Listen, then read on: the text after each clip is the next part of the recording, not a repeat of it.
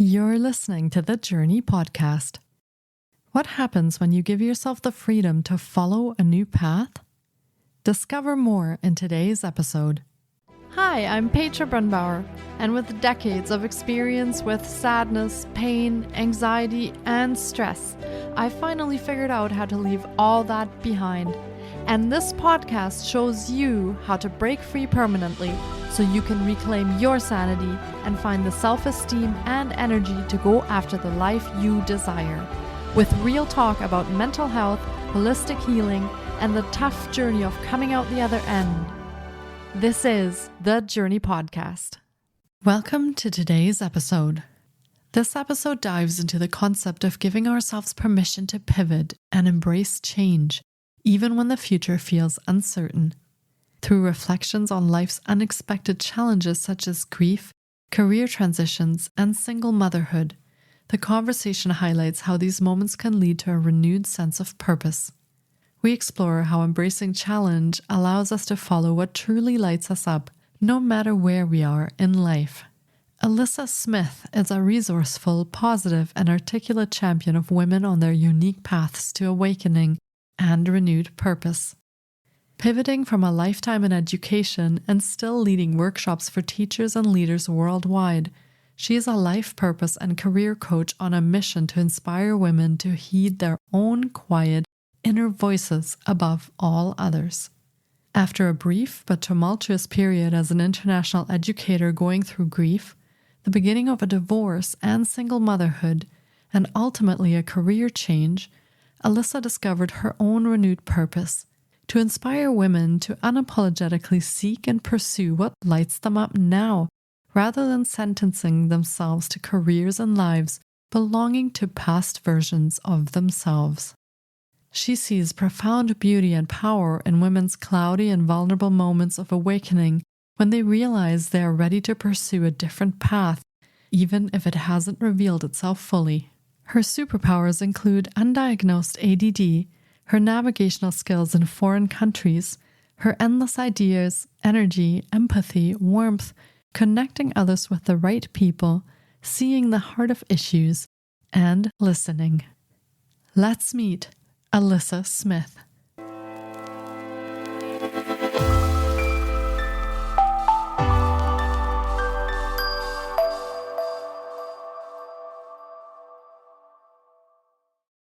Hi, Alyssa. It's so great to have you on the podcast today.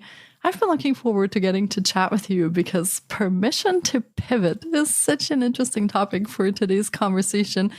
And I have to say, I can't wait to dive into this with you because I feel like so many people are stuck in these ruts and don't give themselves permission to pivot. So can't wait to dive in. Welcome to the podcast. It's such a pleasure to be here. Thank you for having me. Yeah. That permission to pivot, for me, I had to pick a name. I was like, that's it. And we're in our own way, right? Yeah. And when we just get out of our own way, woo-wee, what do we open up? Yeah, exactly. So let's chat about that. Before we dive in, share a little bit about yourself with me and the listeners and let us know kind of a bit about your story and where you've come from and maybe how that has led you to doing what you do today and what it is that you do today. I'd love to know more. Great. Okay. So for me, I have to include in my backstory that a very different version of me would have been talking to you maybe 5 years ago. It was the overworking, perfectionist, can't put it down kind of person, right? And undiagnosed ADD here, a little neurodivergent for sure. I just thought it was the way everyone was. And I was so focused on my work that I didn't realize that I was letting it spill into all of the open crevices in my world, right? So that was where I was for most of my professional career and life. Like I would have the roommates throwing pillows at me and be like, it's Grey's Anatomy time, And I was like, oh, but just one more thing. And that continued. That kind of followed me, but as like a go-getter, high functioner, I was like, it's cool. I just, I care so much. It's all right. And then when I had kids, eventually I was like, oh, I'm running out of time to do all of the things that I like to do. So it started to like kind of nudge at me, like it's a little harder to get the run in, be there for the kids, make them anyway. So fast forward, about 17 years of being an educator, I was always like what else can I learn? I want to learn something new. And that was amazing. Like I love to grow. Eventually that yearning took me to South Korea with my spouse at the time and my two kids and taught there. And that was lovely. And there's a lot of learning. And that is where I had my wake up call. As an educator, I was, as I said, kind of driving myself into the ground. And that was part of what happened with me and my spouse, of course, very complicated. But we decided the summer of 22 that we would go our separate ways. We didn't quite know how it would work with housing, so we'd figure it out soon. That was in August of 2022. And the following month, I told my boss, hey, I'm heading out at the end of this school year. I'm done with teaching here, at least. He said, what's your plan? And I said, I've learned my plan might be just to kind of figure it out, but I trust that I'm going to figure this out. So I'm out in June. He said, cool, I wish you the best of luck. And then a few days later, my sister called. And that was the big, it was 5 a.m. my time in Korea. She was calling from New York. Sit down, Alyssa. And I could hear something in her voice already. And she just said, hey, mom's gone. It's a surprise, I know, for all of us, but mom's gone. And that was the moment that woke me up all the way, right? It just tore my heart open. That moment of, no, that's the thing that can't happen. That's the one thing that it cannot happen in my life, right? And it did. It did. And that moment of complete being ripped open, right? I'd say my heart was ripped open in that moment. That was what allowed me to actually look at the life I was living with honest eyes, I say, and realize, okay, I'm spending how much time on my work? My laptop is my closest friend right now. Like what? I'm really snapping at my children at the end of the day. This isn't working anymore. This isn't working anymore. So there were a number of things. The universe had to really like slap me with some giant signs, right? There was one night we all had concurrent nightmares and a sleepless night the day before I had a big leadership interview for New York City. And it was the night before. And I woke up in the morning and I shouted at the ceiling, you have my attention. Is this about New York? You have a few hours to give me a sign. Long story short, I didn't believe in signs, my goodness, but losing my mom, I read everything. Anyway, there was so much growing. And I asked for the sign, and within 3 hours of asking for the sign, like yes or no, I got the hard no. And I got goosebumps up my entire body. There was right in front of me the no from my very sweet student who kept insisting that I look at what he had. And I was like, not now, fine. And I looked, and it was just a jolt through my whole body. And I felt like a weight lift. And I was like, that's a no for this dream job that is going to be mine. If I take this call, that's a no. And it feels good. I don't have to do this anymore. This does not have to continue to be my path. So for me, that was where it all started. Okay. That was where I decided I am giving myself permission to choose differently, choose to be a different person and live a different life and find different work that lit me up again, So that was my moment. And for me, what allowed me to make a change was not starting with my career. That was the one question most folks felt comfortable asking me. So, Alyssa, what will you do? Alyssa, where will you work? What are you going to get a job in this state? What's the plan there? That's what people are comfortable asking you about. If you've lost someone, if you're going through a divorce, that's the one thing they feel comfortable talking about. And I started answering, and I'm like, I'll find a teaching job. And I got on that wheel, that hamster wheel, and I started applying. And, the wake up call came after that, right? And it was like, oh, I don't have to. And I realized I want to focus on the who I want to be, who I want to show up to my kids as, at the end of the day, not as I'm done helping everybody all day long, like shaking, with stress, but hey, who do I want to be? for my kids? Who do I want to be for myself? Who am I without this title? Surely I'm someone under there, but I haven't paid much attention to her. And what kind of life do I want to live? Right. And so I realized most people were talking about career, and I was just thinking, okay, that's what I must do. That feels very logical. But I believe all of these things aligned in my life, all of these big shake-up, reset moments happened so that I would recognize that I wasn't being true to whoever was inside of me, right? And it snuck up on me. I had no idea, but clearly that had been for years. So I realized the life I wanted to live, I was going to have to change the type of person I had become, right? Because wherever I go, whatever job I take or whatever city I live in, I'm bringing this human being. Did I want to bring the overworking, shut down, like blinders to the humans around you version of me, the anxious, the racing brain, the constant to-do list? Or did I want to find a way to be more like those folks I admired, right? Could I live a life like that? Could I feel a little peace? Is that a thing people feel? And so I made the decision to learn how to be a different kind of person and not sacrificing my values that, those that still held true, but a different type of person, one who enjoyed her life, one who could show up really well for the beautiful souls around her, who I love so much, and so many still held on to me despite who I had become. And gosh, what was the name of that book? Was it How to Stop Being Yourself, Dr. Spinoza, something like that? Something like that. I started reading that book. I read Signs by Laura Lynn Jackson.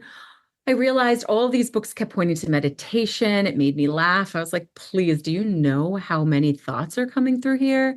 But I humored all of the media that surrounded me that was like, hey, girl, you want to be a different person? Can you start here by just being a little still occasionally?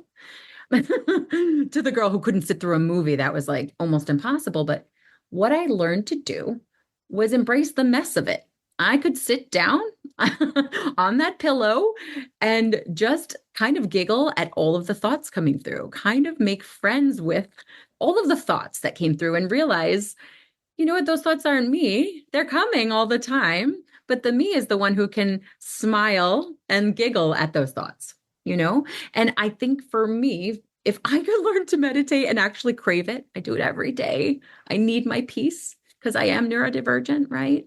But I think for me, it was embracing the mess and learning to love myself for all the quirks and the weirdness and the racing brain.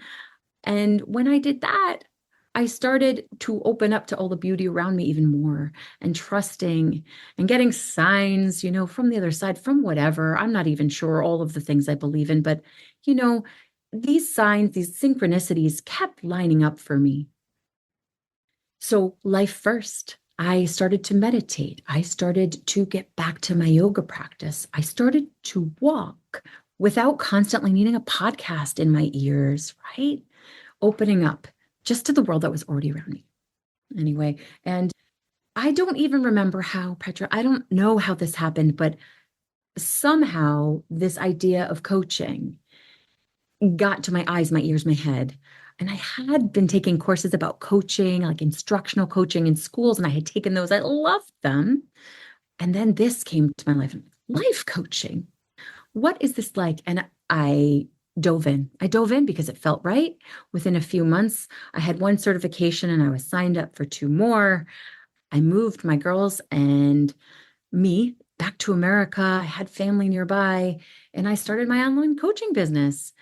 And it was weird that it worked. It didn't make sense, but it worked. It worked.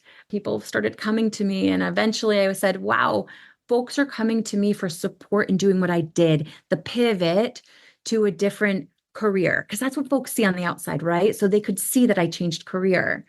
And I realized, although I resisted like heck, you would not believe how much I resisted, because I was like, women are not their career. They are not their profession. And I will stand on that. I will stand on that hill and die on it. But I realized, hold on, why am I thinking these have to be separate kinds of things? And that was exactly where I was. I need my career first. I'm putting food on the table for 2 children, right? I was exactly there. And I was like, hold on, that's a scary place to be in where you don't know what's next. That is quite terrifying. And when you're starting to learn to trust yourself and the world around you, and you're starting to learn to believe that beautiful things are possible for you too, it's beautiful to have support. So I had some coaching of my own that helped me. And I'm constantly finding new mentors and learning. But this is where I meet my clients now in the one-to-one coaching space. Currently, we're looking in the future, very near future, actually, by the time of this airing, to be moving into some group coaching opportunities online. But this is where I meet folks when they're at this crossroads, often a career crossroads. I'm over this. I'm not lit up by this anymore, or I can't do this. This isn't working with the life I want to live anymore. Help me. What on earth do I do? So I help women find themselves again. Okay. And some of it is in the very beginning. That first phase is about just making a little bit of space in your very busy day, in your very busy mind for you, for the quiet, for the still.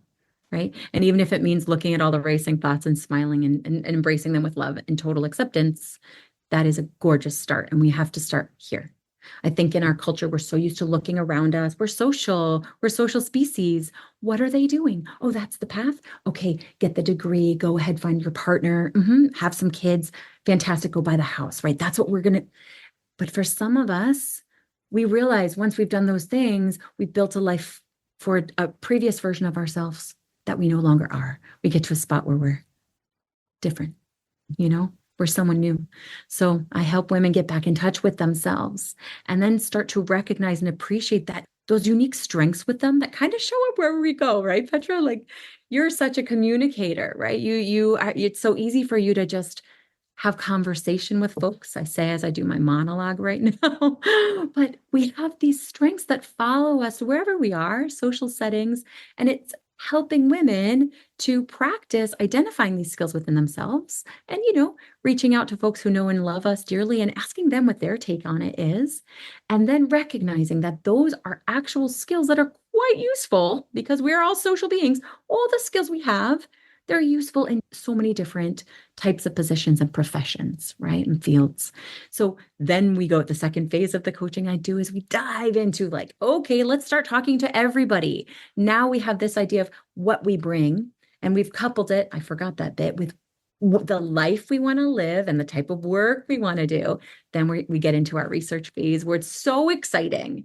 We push away that anxiety, the stress, and we really get into the joy of that adventure of, whoa, there's so many people we could talk to. What is this LinkedIn thing? Can I use this? Like, what is this? Can I show up here? How does it work? We walk you through that stuff, but really we practice by talking with people we know and love already and things start to line up, right?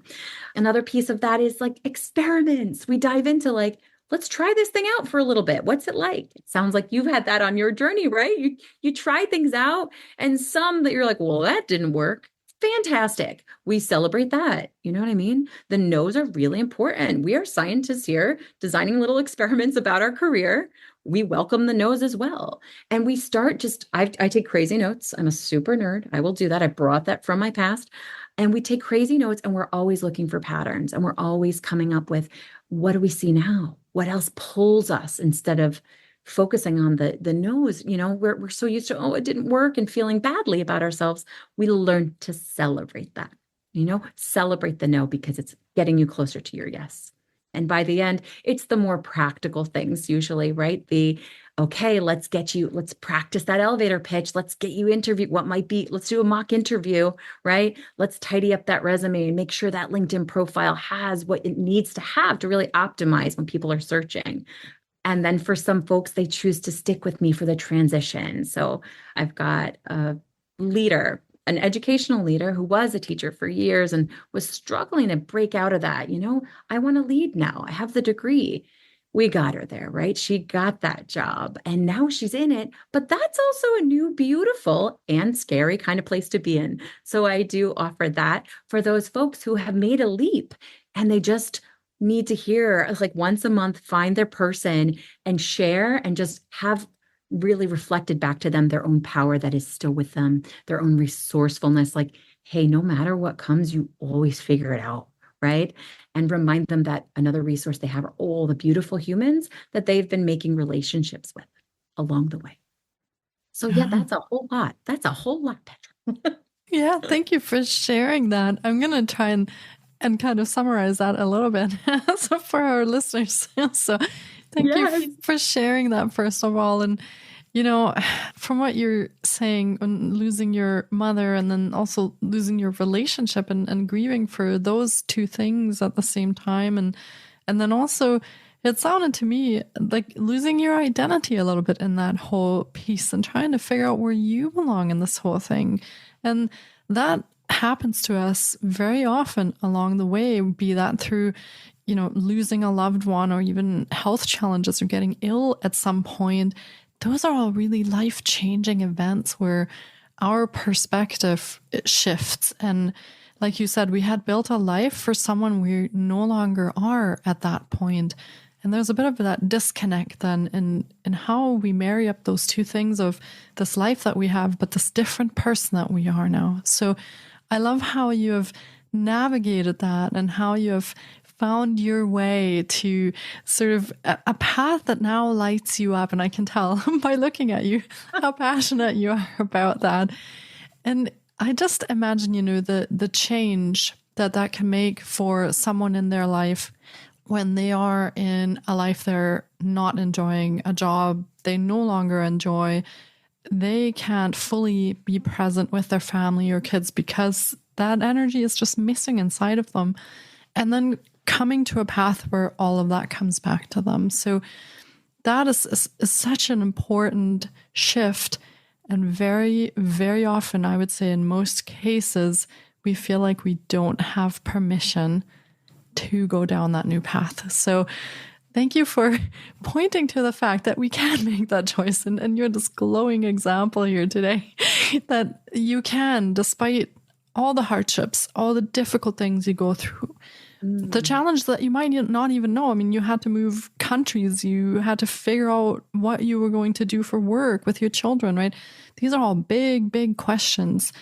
But despite all of that, you took that choice to put yourself back on a path that actually lights you up today. So I love what you've described a little bit with the meditation and all the different things that you've tried, because I feel like those are pieces of what works for some people, what doesn't work for others. But you've kind of put this together in a beautiful journey for people and how you can support them through this. I know that you also use some other tools with your clients as well. Do you want to maybe let our listeners know some of the other pieces that go into the life coaching as well? Because we spoke about some of the methodologies that you add into that, and I find that super interesting. So maybe share some of the other pieces that could help them on their journey if they've decided to take that pivot and they want to come down that path now. Absolutely. Thank you. Wow, you're incredible at summarizing. I just have to say, wowza. Okay, so for me with those clients, the ones who come saying, wow, I'm overwhelmed, they're usually overwhelmed, and I don't know what's next, and where do I start? The first piece, and this connects with a resource that will still be available on my site at the time of the airing. So a resource that I have is Kickstart Your Pivot. And all you're going to do is you hit print, and it allows you to create a few minutes in your day. You choose one modality, one practice you will use for literally just 5 minutes a day to dip your toe into this idea of creating space for yourself to come back to you. Okay. So that's the very first, non-negotiable. We're finding a way for you to find space for you, whether it's a walk without a podcast, whether it's journaling, meditating, whatever your thing is, pick it. So that's the first step. Okay. And that's easily available from my website, Alyssa Smith Coaching. But another piece is this getting your vision of what you do want so clear. And I think what gets us stuck when we're talking career pivots is we can't quite see, we want a title, don't we? We want the job title so we could just start pumping resumes out. But we got to back up first. It's what kind of life, remember, what kind of life do you want to live? And who do you want to be? So getting the vision of the life you want to live, Hey, are you chatting with people in your day? Are you traveling? Do you have a quiet space? Are you out in nature? Like, what are you doing in your day, right? What do you hear? Can you smell that coffee? So this is getting a little into one of my modalities, but helping them to see their future and really be in it and feel how amazing that will feel. This is an anchor for them. Okay. And this brings me to one of my favorite modalities, which I'm trained in. It's called NLP, neuro linguistic programming. That's a mouthful, but essentially it's helping us to kind of tap into the subconscious brain of yours that is really honestly driving so many of your choices, your decisions, your behaviors, and your beliefs. Okay. It helps us to tap, it's basically skipping over the conscious part of your brain and tapping right into the root here, which is our subconscious, and helping us to disrupt the patterns that are not helpful to you. The ones you want to be disrupted, those beliefs of there's no way I could do something else. Let's go in there. Let's play with that, right? Or, oh, I'm sure they could do it, but there's no way someone like me could do it. Let's go play with that.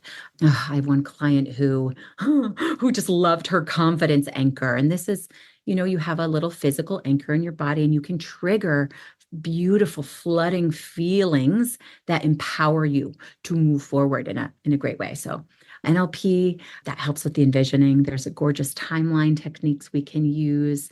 I use that right from the start. It's one of my faves, okay? And anchors as well, just because feelings and beliefs are often in our way. So we can anchor the kind of resourceful feelings that we want. Okay. And there's also ways to bypass and dismantle beliefs more quickly through NLP. And another tool and modality that we use that comes up when needed. Sometimes a client will come to me in distress, and we might be a little bit off.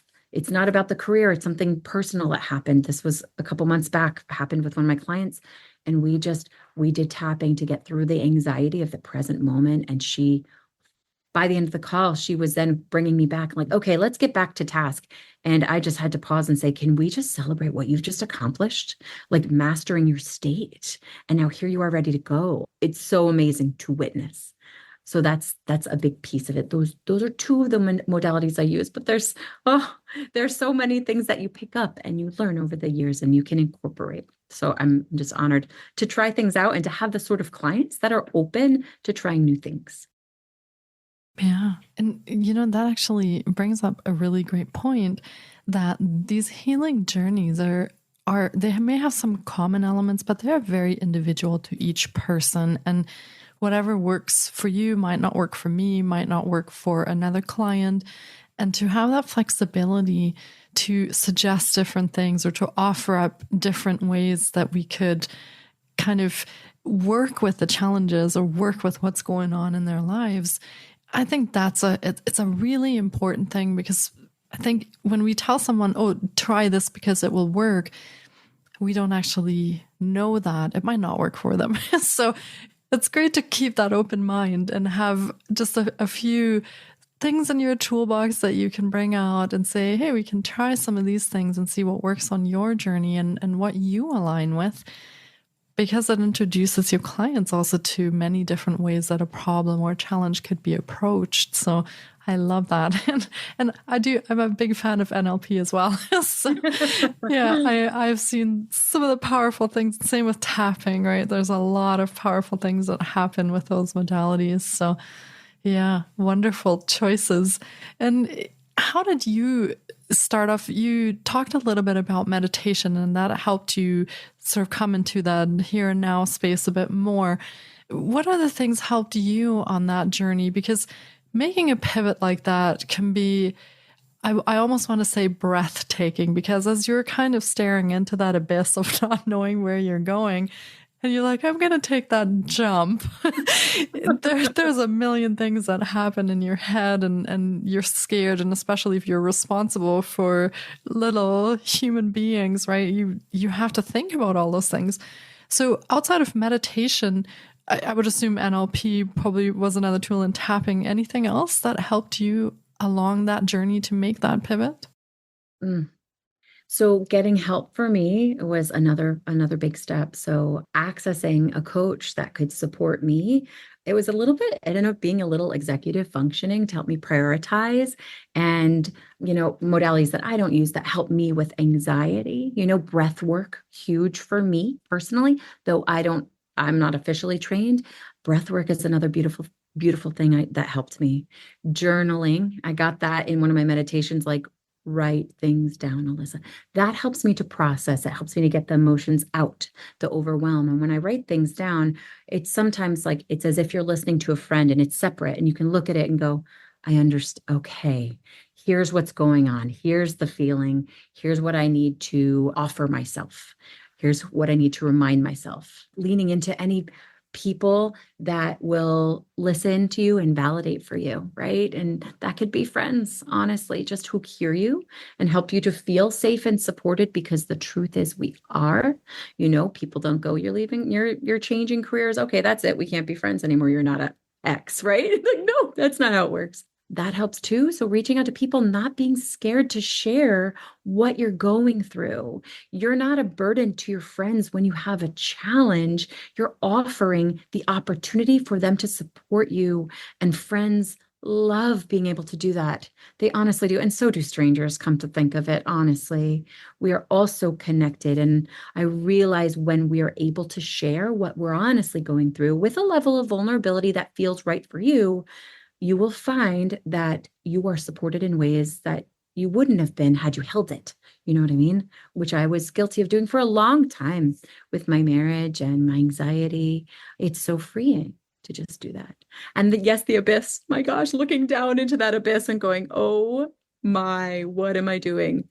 What the meditation kind of did for me, and what it still does daily for me, is it allows me to drop into almost what I called my own inner knowing, my center. And when you're there, it's hard to explain, but you have feelings of peace literally flood you. You can feel that way. There's the safety there, and there's this connection with whatever, something outside of yourself that feels like this reminder that you have been okay through every big change in your life. You have made it out of every struggle. It will always be okay, because even as you're staring into the abyss and things are hurting, it actually is still okay right now. And it will continue to be that way no matter what. Right? And we can change again, can't we? If we get another no, we did the best we could with what we had at the time. That's it. Let the ego be hurt for a moment when it needs to hurt, stroke it, right? But then go, I'm going to say thanks for that no. That no is going to help me find my next yes.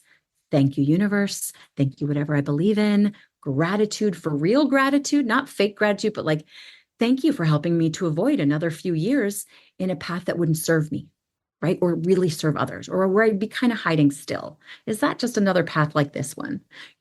So being willing to make mistakes, trusting our resourcefulness, leaning into other people, and, getting a mentor, getting help from someone who's done it before. Hearing your healing journey, I'm just like, oh, wow, would I have loved to have chatted with you when I was going through, right? Just to hear from other folks on their journey. It's so powerful. Yeah, I think that element of support and community is so important whenever we're coming down a different path, a new path, our own healing journeys. And like you said, just being heard and validated in what we are going through is such an important part. And I feel there's also this piece, like you said, of beginning to trust our own intuition. I feel like we ignore our intuition very many times because it just doesn't serve at the time. It doesn't fit into what's going on, because it's annoying that it wants us to do something different. And so we tend to stuff that down and not listen to it. It's easier that way. Yeah. And it's often not logical. We have our plan, A, B, C, D, E, F. That is nowhere in the D, E, F. What? No. Quiet. And we quiet it. It's a nagging, right? I love how you kind of described it. It's annoying. It does. It does. It gets that way. But you know what? It gets louder. It does. Or the challenges we're facing get so unbearable that we eventually go, enough, no more of this. Something's got to change. And that always begins with us. We could just go snap, send out my resume.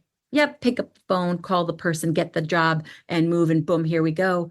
But we have not healed. We've not released. We've not changed our participation in a situation. So we know how this works. It's like when you leave one partner and you jump right into another relationship and it's the same relationship and you're like, what? That's how everything works. That's how jobs work when we switch without doing a little healing and reflecting and deciding who we want to show up as in this next part of our journey. Yeah, that's a really good point. So beginning to listen to that inner voice and starting to let it guide you a little bit on what path you're choosing, the healing that you're doing. I find I have so much less friction now that I listen to that little inner voice, a lot more flow.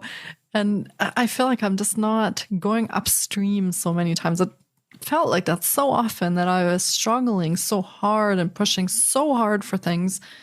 And in the end, had I just listened to that inner voice, I think I would have avoided many of the headaches and struggles that came my way. So, building up that inner confidence in ourselves that we know where we should be going and what path is actually right for us at that time, and building up that trust and confidence in ourselves. So, it has to come from making space for quiet. Yeah. Stop the scroll, stop the snacking when you're not hungry, stop the shopping for more things that you don't need. We're seeking ourselves. We're seeking reassurance from inside, but we can't hear it above all the other things we choose to fill it with. Another glass of wine, so I don't feel these worried feelings.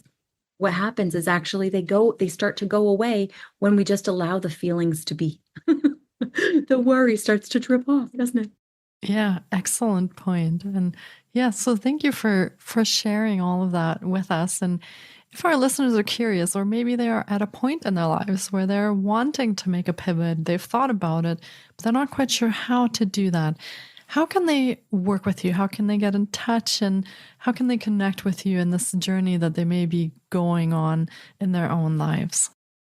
Thanks for that. I love this. This is where I love meeting folks because I completely understand them, of course. You can find me in the DMs at Permission to Pivot on Instagram. You can find me as Alyssa Smith online on Facebook, LinkedIn. You can find me. You can also email me. I offer completely complimentary breakthrough calls. They'll run from 45 minutes to an hour. And what we can do is really see what your main concerns are, where you would like to be in a few months, whether it's a 3 months or a 6 months journey together, and then lay out some immediate action steps you could take, like when you hang up the call, all complimentary. And then you decide, do we want to do this? Are we going to be a partnership or not? Either way, you'll walk away with a plan for what to start with. Amazing. And we'll be linking to all of Alyssa's offerings in the show notes as well. So be sure to check there for the social links and how to connect with her for the breakthrough call, or if you'd like to work with her in a longer program. And you can make sure it's a good fit and that you're both happy with the relationship moving forward. And of course, taking that pivot is going to be something that will impact your life. It will change things. It will also very often change your perspective on things. So it will be really nice to have a mentor there and someone who shares that path with you for the time that you're deciding to do that. And I think Alyssa would be a wonderful person to share that path with. So let us know if you end up working with her. Look us up on Instagram, send me a message. Let us know how that was if you end up working with Alyssa. We're always curious. I feel like there's a lot of magic that happens when our listeners connect with our guests and they end up working together. So let us know what your experience is like if you end up working with Alyssa. We'd love to share that and pass on the good vibes for everyone who gets to have these wonderful experiences. And Alyssa, I just want to thank you so much for being here today, sharing your story and sharing all your knowledge and wisdom around what happened for you and how you've now brought that forward to work with your clients. Thank you so much for being here today and sharing that with us today. Thank you so much for the opportunity. What a pleasure it was to connect today, Petra. Thank you. Yeah, absolutely my pleasure. And thank you so much for your time today, Alyssa, and take care. You too. Thank you so much for taking time out of your day to listen in. If you enjoy the Jōrni Podcast, please support us by subscribing, sharing on social media, and leaving us a review. We appreciate you. And you can find more of The Jōrni on Facebook, Instagram, TikTok, and our website, thejorni.com. Sending you love and courage, and see you next time.